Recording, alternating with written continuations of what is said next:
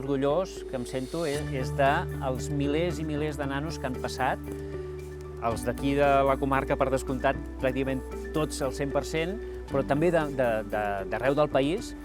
i aquesta llavor és una llavor que jo crec que ha sigut una llavor ben plantada. De vegades tenim gent que ens visiten ja de pares de família o així, que ens diuen no, és que jo me'n recordo que vaig venir aquí de petit, o jo he fet una carrera vinculada a les ciències ambientals o a la biologia o el que sigui, perquè en aquelles estades que vaig fer fa 15 anys a mi em va impactar molt i a mi em va agradar tant que vaig voler-me dedicar a això. Vaig ser el primer ecologista, diguéssim, professionalitzat amb una entitat ecologista a Catalunya, que era DEPANA.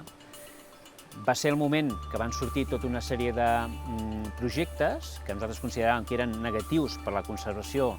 en aquest cas, de la Mata de València. Hi havia un projecte també d'ampliació de Superespot, i tot això, diguéssim, una mica l'eix conductor era el Parc Nacional,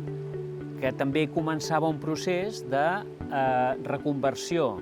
del que era el Parc Nacional segons la legislació espanyola cap a un Parc Nacional segons la legislació catalana.